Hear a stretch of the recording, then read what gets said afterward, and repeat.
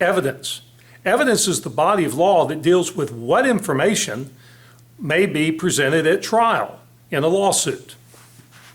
There are several different types of evidence. There is testimonial evidence, documentary evidence, real evidence, and demonstrative evidence. Testimonial evidence is a type of evidence that a lot of people don't even think about. It's testimony that's given. Do you solemnly swear to tell the truth in this matter? Yes, I do. And everything that is spoken then by that witness is going to be evidence, testimonial evidence. Documentary evidence will be anything that's on paper, things like records, letters, correspondence, reports, documents showing proof of some event or chain of events, documentary evidence. Then we have the real evidence, like the real object itself, like maybe an automobile accident, and what's at issue may be a blowout tire. The tire itself may be brought into court and be shown to the jury. I was in a case not long ago when the judge had parked in his courtroom a brand new Harley motorcycle, and that was the subject matter of the lawsuit. And so that motorcycle, huge thing in this small courtroom, was a piece of evidence. Demonstrative would be like a model, some sort of representation of something. And a diagram, photograph, anything like that would be what we would call demonstrative evidence. Now, evidence can also be classified as either being direct or circumstantial. Direct evidence is that which is directly observable. We observe things through our senses, our sight, our touch, our smell, taste. These whatever our senses, whatever we learn through our senses, that we can testify to that as direct testimony. It's something that is within our knowledge.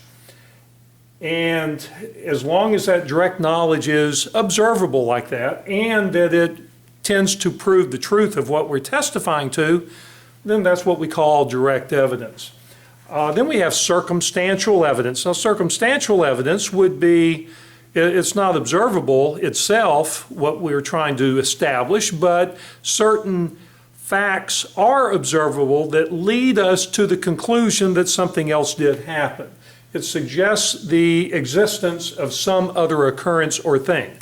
So as direct evidence, if I see someone shoot someone with a gun, then my sight, my observation of that is direct evidence. However, if I'm on the other side of a closed door and I hear a gunshot and I walk into that room then and I see one person who's been shot and another person holding the gun, I didn't see the person holding the gun shoot the gun, but I can say that I heard a shot and I walked in right after the shot and I saw the person holding the gun. That would be circumstantial evidence that that person in fact did pull the trigger. There may be another explanation to it, but that is circumstantial evidence of that.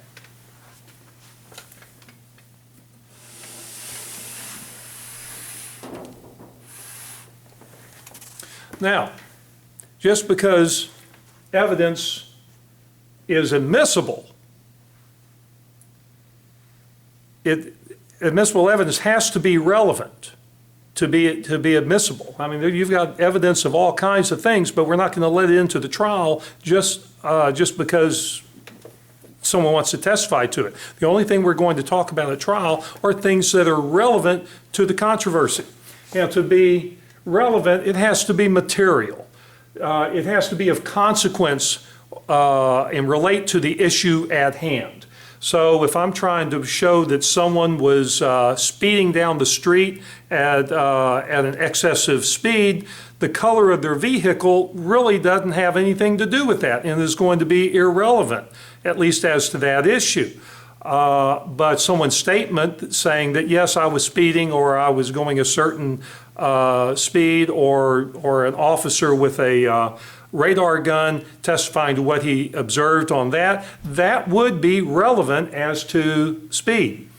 And then, of course, the evidence must tend to prove whatever it is that you're offering it for to prove. Now, just because it's relevant doesn't mean that it's going to be admissible. Just because, let me say that again, just because evidence may be relevant doesn't mean the judge is going to let the jury hear it. It has to be admitted by the judge, and there are going to be some things that, even though it's relevant, the judge is going to say, no, I'm not going to let the jury hear it. For example, prejudice, anything, evidence that is prejudicial in the way it's offered or just the way it is. What we mean is that it evokes strong emotion. That would be like in a murder case or a wrongful death case, allowing numerous photographs of the dead body, numerous photographs of the autopsy as it took place, unless it really is necessary to show something unique in those photographs.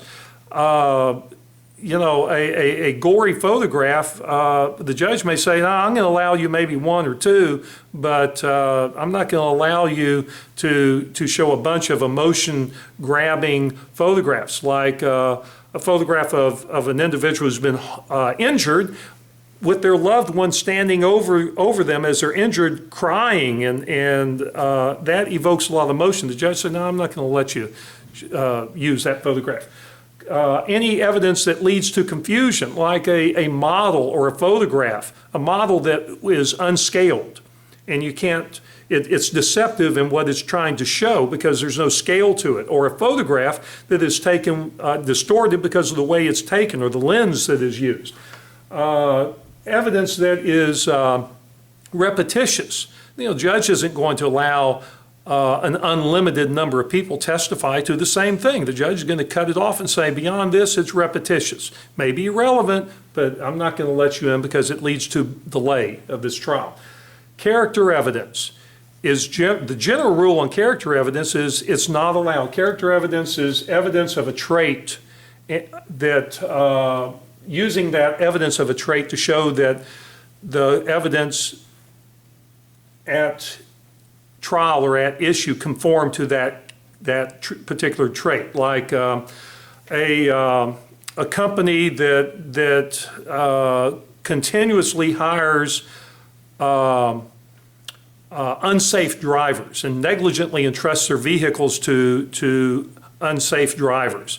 Well, just because they've done that in the past doesn't mean that that's what happened in this particular case. That character of hiring an unsafe driver, or someone being having a character of being a good driver doesn't mean that maybe on this one occasion that they weren't. So the character evidence like that is not going to be allowed. However, if the character evidence has to do with their truthfulness or their reputation, yes, that is, you can impeach someone and say this person is a dishonest person.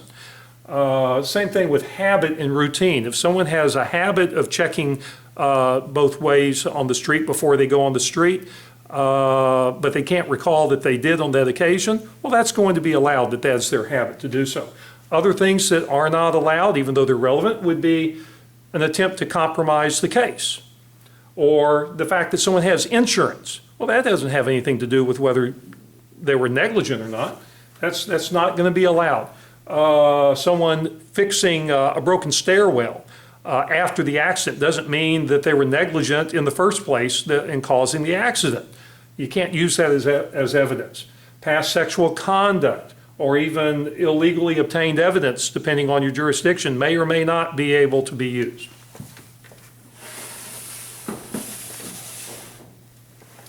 Then we have privileged communications. Certain communications and the content of those communications are not going to be allowed in a trial, such as communications between the attorney and client, communications between a husband and wife. Assuming all these are confidential, if there are other people in the room, well then that blows the confidentiality.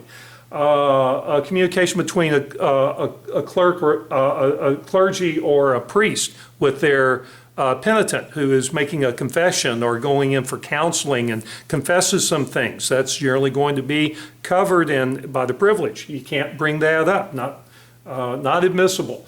Physician, patient. Anything a patient shares with a physician is going to generally be a confidential communication and cannot be brought up. However, if the patient is injured and that's why they're talking to the physician, well then the patient has made an issue of their physical condition by filing a lawsuit over it. So then that would be an exception. Mental health professional and patient. And then some other privileges generally recognized. You can't generally be required to expose share your political vote or even trade secrets. Those are going to be excluded.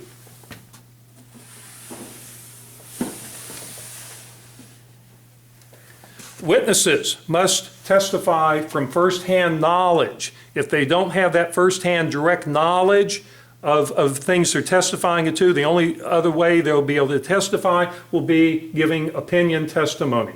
That would be like an expert witness who has a background in something to help the jury understand something, even though they didn't exactly observe what they're testifying to, the event that is being litigated.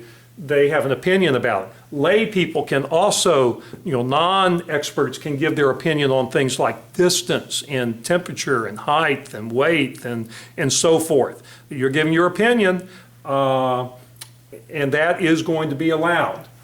Hearsay is not allowed. What is hearsay? It's testimony that relies on someone else's firsthand observation. But there are many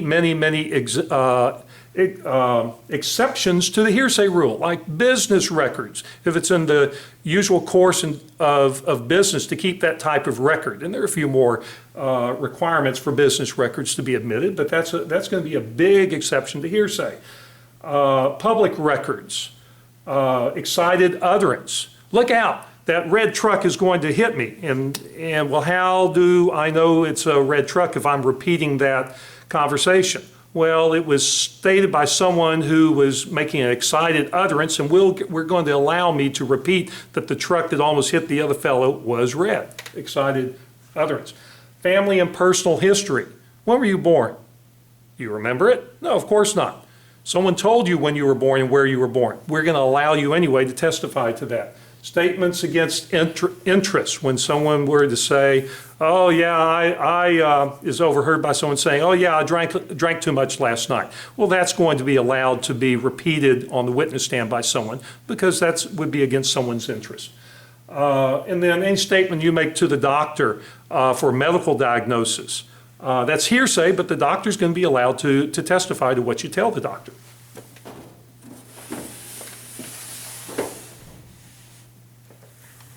And then we have some other issues on evidence, like authentication, like that motorcycle or that tire that was blown out. How do we know that that is the motorcycle or the tire that is at issue? We need someone to come in and testify as to the chain of custody, that this is the motorcycle or this is the gun, and show how that item has passed from person to person in the chain of custody as it comes to trial, to show to authenticate that particular piece. The same thing with business records. How do we authenticate that those are the real business records?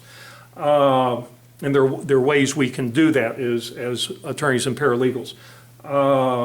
Presumptions. What is a presumption? Presumption is a place where you start off, a jumping off point to prove a particular thing.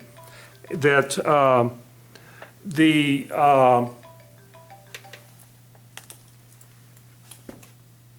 where you assume a certain thing has occurred because of another set of circumstances, like when a will, it cannot be produced in court. We have to assume that that will has been destroyed. That's a presumption. Or another presumption is someone who has a child born during a marriage is the legitimate child of the husband of that marriage.